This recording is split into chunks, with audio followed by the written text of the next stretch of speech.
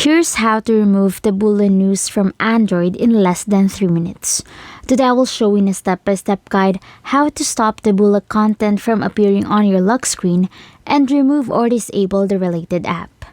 First, open Settings on your Android phone. Your screen should show the main settings menu.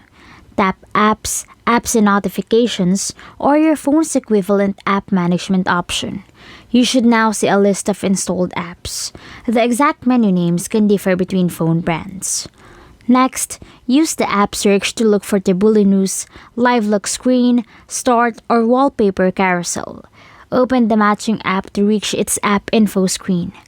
Then check for an uninstall button. If it appears, tap uninstall and confirm the removal. After that, if uninstall is not available, tap disable instead and confirm.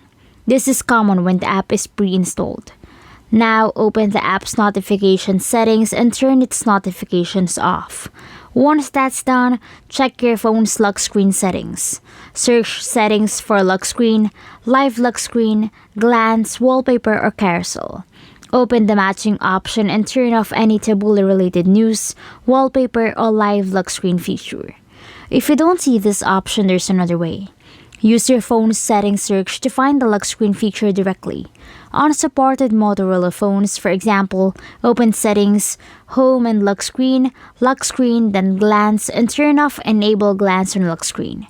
Then restart your phone and check the lock screen again.